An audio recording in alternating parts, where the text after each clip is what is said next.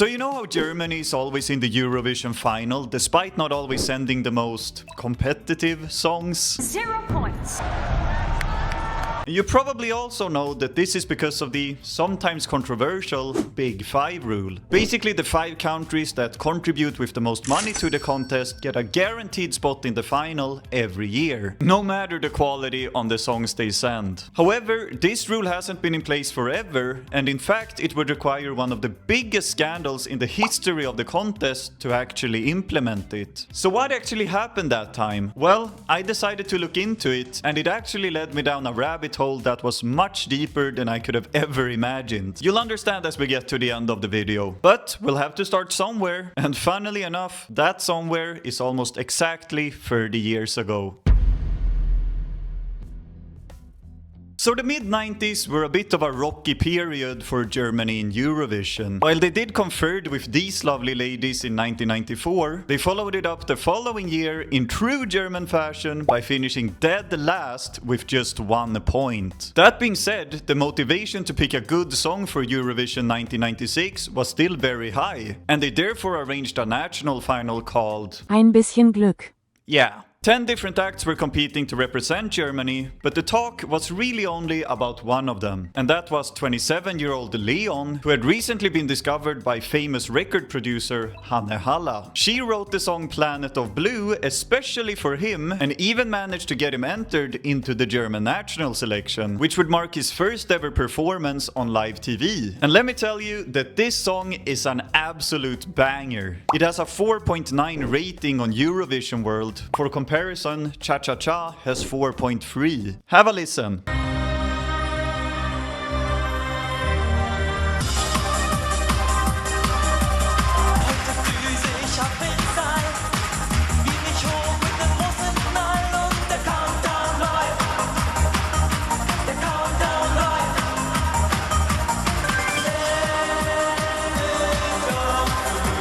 Seriously, that countdown part has got to be one of the catchiest hooks in Eurovision history. And despite this being one of León's first ever live performances, he landslided the televote that night with almost 38% of the vote. Now he was ready for Eurovision, where he would surely give Germany a fantastic result. Except there was still one thing standing in his way.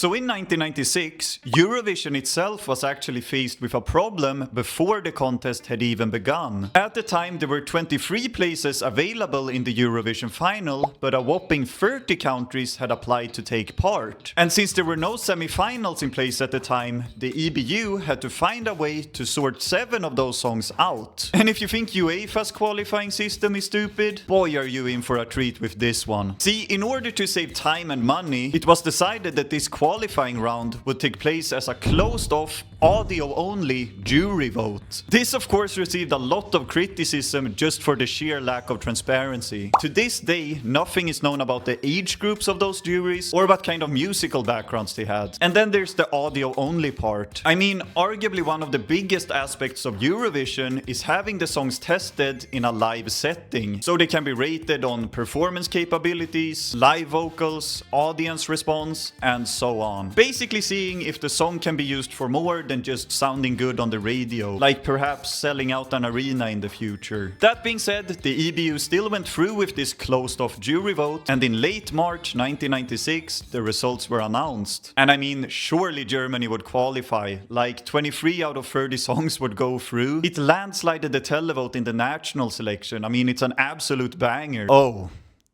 fuck. Du kleiner verfickter Hurensohn, geh deine Mutter ficken! Du verfickter Hurensohn! So obviously, people in Germany were not too happy with this outcome. The German broadcaster was now set to spend a bunch of taxpayer money on a party that they were not even invited to. I mean, I would be pissed as well. But before they started World War III, they at least resorted to some form of diplomacy. The German broadcaster filed a complaint to the European Broadcasting Union, but unfortunately for them, the EBU definitely had the upper hand in this case. The participation fees were already paid, and of course, the rules of the qualifying qualifying round were known beforehand. So realizing that they were not going to get their way this year, the German broadcaster simply said, you know what, fine, we'll take it this time, but don't expect us to come back next year, and by the way, we're taking our millions of euros with us. To which DB was like, you know what, actually, we can talk about this. And the eventual outcome of those talks were of course the introduction of the Big Five rule the following year. Basically Germany, Spain, France, the United Kingdom and eventually Italy were now guaranteed a spot in the final every year as the contest's biggest financiers. Pay to win according to some, but I personally don't see any other solution if these 5 countries are basically the reason the contest can even exist. Okay, so that's basically the story of how the Big Five rule came to be and why Eurovision looks the way it does today. However, while recording this video, there was still one thing bugging me. What happened to the guy who was actually the reason behind this change? What happened to the only German Eurovision artist in history that never actually got to go to Eurovision? What happened to the guy who sacrificed himself so that these 5 countries have a permanent spot in the final? What happened to León? So despite not qualifying for Eurovision 1996, León still managed to launch a pretty solid music career after the contest. He performed his song at some of the biggest German TV shows and was even invited to take part in the German national selection again the following year. And he actually finished in 2nd place. I mean, at this point you could probably consider him a B-level celebrity, which is why it surprised me that there's so little information available about him online. He has a German Wikipedia page that says he kept releasing music all the way up until 2009, but after that he just seemingly disappears without a trace. Using his real name, however, I was able to find an interview from 5 years ago. In that interview he stated that he quit releasing music in 2009, but still made occasional performances at corporate events and summer festivals.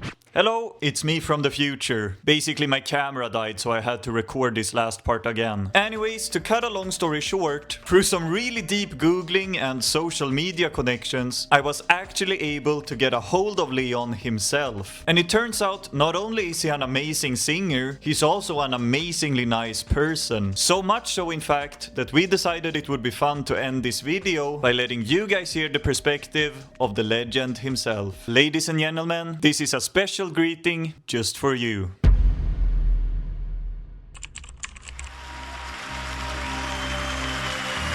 Hey everyone, greetings from Munich, from León. 1995 wurde Planet of Blue im Studio am Tegernsee von Hanne Haller produziert. Bernd Meinunger schrieb den Text dazu, sie die Komposition und ich, León, durfte diesen Titel singen. Ja, normalerweise war dieser Titel gar nicht für den Grand Prix Eurovision de la Chanson gedacht. Doch 1996 durfte sie einen Künstler einreichen, den sie wollte, und sie war total von mir überzeugt und sie reichte den Titel Planet of Blue ein und wir wurden angenommen. Ja, und so macht es alles seinen Lauf. Also er kam, sang und siegte. Ich war mir ziemlich sicher, als ich bei den Proben gesungen habe, könnte gewinnen. Ich hatte so 2 Konkurrenten vor mir und letztendlich habe ich gewonnen und war damals überglücklich. Es hat so viel Spaß gemacht und es hat mir so viel emotional auch gegeben. Es war einfach, ja, wunderschön. Ja, und als es dann feststand, dass Deutschland 1996 nicht teilnehmen durfte beim Eurovision Song Contest, waren wir eigentlich alle sehr geschockt, also enttäuscht, traurig. Ja, das war kein schönes Gefühl. Das möchte ich keinem anderen wünschen. Aber Deutschland fand meinen Titel gut, die Plattenfirma fand meinen Titel gut. Ich habe ganz viel gutes Feedback bekommen, dass wir sofort ein Album produziert haben und ich ganz viele Sachen in Deutschland noch weiterhin gemacht habe. Planet of Blue bedeutet mir heute immer noch sehr viel. Das war der Meilenstein in meiner Musikkarriere, die ich 15 Jahre machen durfte und auch immer noch Lust habe. Es verbindet mich mit ganz viel Liebe, mit tollen Fans, mit ganz lieben Menschen, mit denen ich zusammenarbeiten durfte. Ja, Planet of Blue ist für mich einfach I love you, I love you. Und nun sind 30 Jahre vergangen. 30 Jahre Planet of Blue, I love you, I love you. Eine Liebeserklärung an die Erde und dieser Titel ist aktueller denn je. Der müsste eigentlich in einem neuen Gewand, in einem neuen Remix 2026 Planet of Blue, Leon. Das wäre was. I love so much my song Planet of Blue, I love you, I love you. I love you. See you. Seriously, what an absolute legend. If you want to show León some love, I will leave a link to his Facebook page that is still active on in the description. And I think a lot of you watching have good reason to do so, not just for serving us an amazing song. Anyways guys, thank you so much for watching this video. As always, if you have any suggestions for future videos, please drop them in the comments. See you in the next video. Until then, have a good one.